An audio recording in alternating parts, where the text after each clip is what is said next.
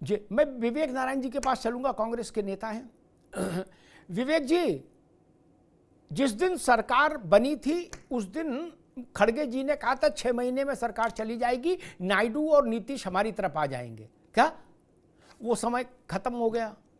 और लेटेस्ट ये कहा था कि अब 6 महीने, खड़गे जी ने कहा माइक पर कि 6 महीने की सरकार बची है उपराष्ट्रपति के चुनाव के बाद।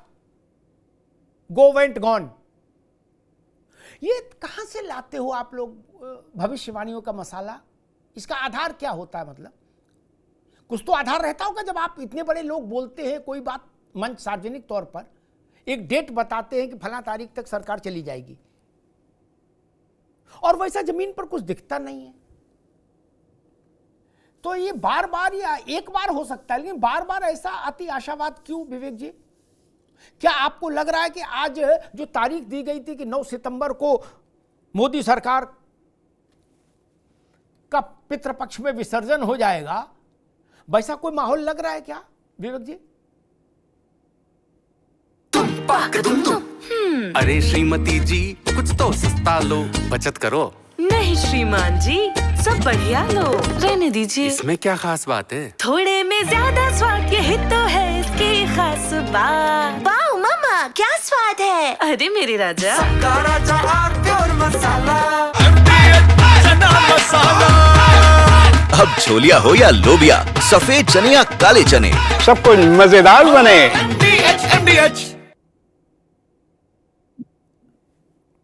अमिताभ जी, ये देखिए, अगर बात उन्होंने, खड़गे जी ने कही, या जो बात बार बार कही जा रही है, आप जो बता रहे हैं, तो ये बात तो उनकी सब सही साबित हो गई। अगर जिस तरीके से एक राजनीति का सिनेरियो पिछले 10-11 सालों में बदला है, वो सिनेरियो के तहत ये सरकार बची हुई है, वरना सरकार तो गिर गई होती।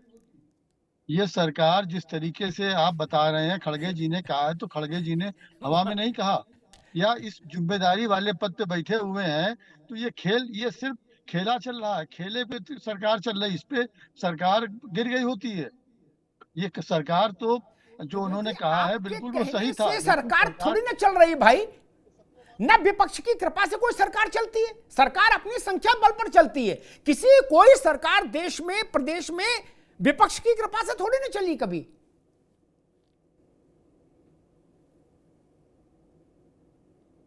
विवेक जी, विवेक जी का जी, विवेक जी आवाज आ रही है भाई? बताइए, कांग्रेस का नेटवर्क ही नहीं मजबूत है तो कैसे बात होगी भाई? जरा देखिए विवेक जी जुड़े तो बताइएगा।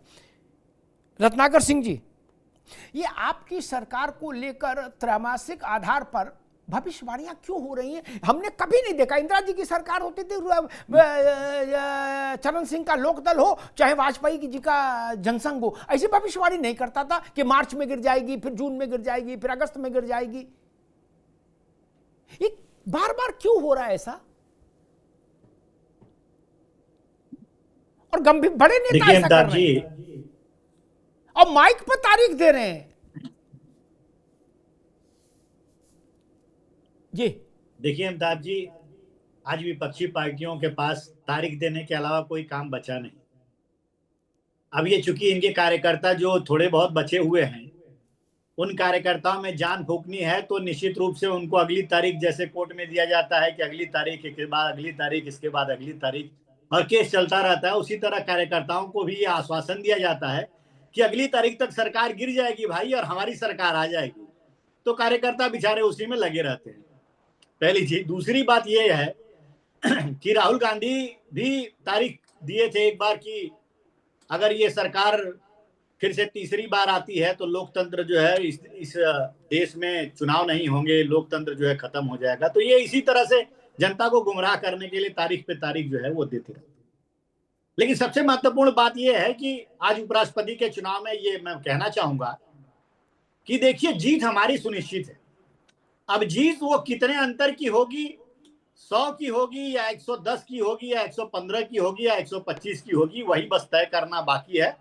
और ये महज एक औपचारिकता मात्र चुनाव रह गया है और जीत हमारी प्रामाणिक और निर्णायक होगी, ये तो सुनिश्चित है। दो बात इन्होंने बहुत महत्वपूर्ण कहा धर्मेंद्र जी, मैं पहले उस पर आना चाहता हूं।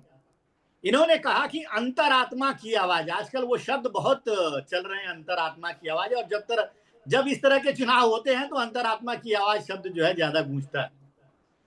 आजकल एक फोटो बहुत तेजी से वायरल हो रहा है सोशल मीडिया पे, आपने भी देखा होगा अमिताभ जी, कि सुप्रीम कोर्ट का एक पूर्व मुख्य न्यायाधीश पी सुदर्शन रेड्डी जो है, वो एक ऐसे व्यक्ति से जाकर के और वोट की कामना करते हैं, वोट हासिल करने की बात करते हैं, जो उन्हीं के कोर्ट द्वारा सजा याफ्ती है, कन्विक्टेड है। अब कन्विक्टेड आदमी जो चारा चोर है, जिसको सजा भी मिल चुकी है, पूर्व जज जो है न्यायाधीश, उनके यहाँ जाते कहते हैं भैया हमको वोट दे देना, जरूर हम जीतेंगे। तो ये कौन सी अंतरात्मा, ये तो पूरे देशवासियों के अंतरात्मा को झकझोर दिया है, ये बात है। दूसरी बात मैं कहना चाहूंगा कि ये कह रहे थे कि खेमे में, ये देश की जनता ये याद रखेगी कि कौन किस खेमे में है। तो देश की जनता ये भी जानती है कि अली बाबा और 40 चोरों की जमात किस में है। देश की जनता ये बहुत अच्छी तरह से जानती है। चारा चोर किस खेमे में है, ये भी देश की जनता जानती है।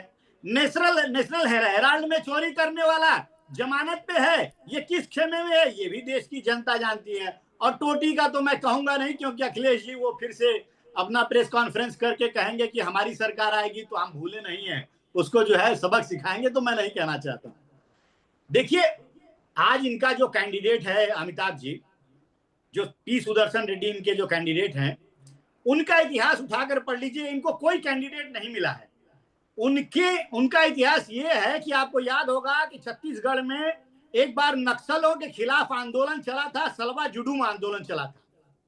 वो आंदोलन वहां पे नक्सलियों पे नाकाम लगाने के लिए सफलता की तरफ जा रहा था, लेकिन तभी ये जज ने एक ऐसा फैसला दिया जिससे कि उस आंदोलन को खत्म करना पड़ा, और उसका परिणाम ये हुआ कि 8 साल तक छत्तीसगढ़ में नक्सलवाद अपना सिर जो है उठाते रहे और सैकड़ों लोगों की हत्याएं हुई, नक्सली गतिविधियों में वृद्धि हुई। तो इस तरह के तो जो है इनके कैंडिडेट हैं जो पी सुदर्शन रेड्डी। और मैंने कहा वही दूसरी चीज कि देखिए नागर जी, ठीक है, ये जो ठीक है, आएंगे दोबारा में। विवेक जी अगर जुड़ गए हैं तो उनके पास चलेंगे, लेकिन एक बात मैं कहूं, मेरी रुचि उपराष्ट्रपति चुनाव लड़ रहे कैंडिडेट्स के विवेचन में नहीं है, उसमें मत पड़िए। ये सुदर्शन रेड्डी है या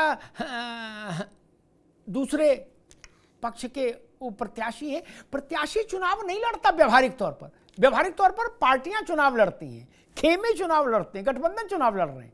शक्ति परीक्षण इंडिया अलायंस और एनडीए के बीच में है। उम्मीदवार का नाम राम हो श्याम हो, इससे बहुत फर्क नहीं पड़ता। पार्टियों की रणनीति जीतती है, पार्टियों की रणनीति हारती है। मेरे ख्याल से मेरी बात से विवेक जी भी सहमत होंगे और सारे पुराने लोग सहमत होंगे जो इस तरह के सिस्टम को जानते हैं। विवेक जी, मेरा प्रश्न ये कि आप लोग पब्लिक में बार बार ये तारीखें देते हो, फिर बाद में जगहसाई कराते हो अपनी, ये शगल बंद क्यों नहीं कर देते? जब गिरेगी तो गिरी जाएगी, सब जान ही लेंगे। आप ज्योतिषी हो नहीं, काय को थू कराते हो बाद में, बोलो 6 महीने में गिर जाएगी सरकार। अब 18 महीने बाद आदमी पूछने जाता कि भैया गिरी नहीं, अरे बोले वो गिरी हुई मानो, गिरी हुई मानो। तो ऐसे ज्योतिषी को तो फिर लोग गंभीरता से नहीं लेंगे ना।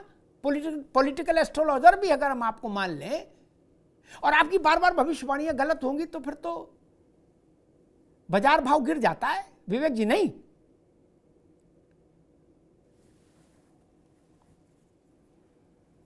साहब जी, जी पिछले 11 सालों में एक नया परसेप्शन देश में बना है कि सत्ता ही सब कुछ है। जो सत्तारूढ़ दल का व्यक्ति कह रहा है वो बात सही है। ये एक जो परसेप्शन बनाया गया है तो उसके सत्ता ही सब कुछ है, तो आपको लग रहा है। बाकी आप समझ सकते हैं कि किसी भी इतनी बड़ी पार्टी का अध्यक्ष अगर कोई बात कह रहा है तो उस बात के कोई मायने जरूर होंगे। वो इस मायने तरीके दिखेंगे से तो माने जाएंगे, अध्यक्ष के कहने से नहीं माने जाएंगे।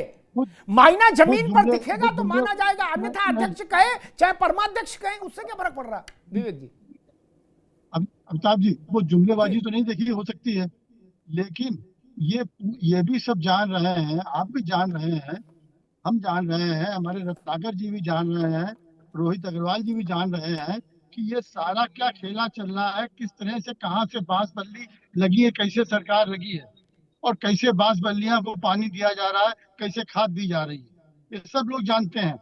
लेकिन वही बात है कि कहने की बात नहीं, इतनी हिम्मत कोई कर सकता है। तो उस तरीके से ये भविष्यवाणी गलत नहीं हो रही है, ये बिल्कुल बात सही है, लेकिन जिस तरीके से मैनिपुलेशंस चल रहे हैं, जिस तरीके से अभी देखिए राष्ट्रपति चुनाव क्या हुआ। विवेक जी एक मिनट, आप ठीक है विवेक जी, एक मिनट रुक जाओ। लेटेस्ट भविष्यवाणी आपके नेताओं की थी 9 सितंबर को मोदी सरकार चली जाएगी, वाइस प्रेसिडेंट का चुनाव हार रहे हैं लोग। आप इस भविष्यवाणी पर आज टिके हो कि नहीं, हाँ या ना? देखिए, या अपने मन से मान लोगे कि मोदी सरकार चली गई, या अपने मन से मान लोगे कि चली गई? नहीं, देखिए आप ये जानिए कि जहां पे सवाल हो एक अकेला सब पे भारी, आज संख्या बल के लिहाज से अगर आप देखते हैं तो आज उस हिसाब से तो आप कह सकते हैं कि एनडीए के प्रत्याशी जीतेगा, लेकिन संख्या बल के बाद भी आज क्या जरूरत पड़ी, क्या इसे वजह बनी कि आज इंडिया ब्लॉक को अपना प्रत्याशी उतारना पड़ा। और इसके परिणाम आप देखिएगा, इसके परिणाम अप्रत्याशित थोड़ी देर में आ जाएंगे आपको। अंतरात्मा की बात नहीं हो रही, लेकिन बात यहाँ ये हो रही है भाई जी।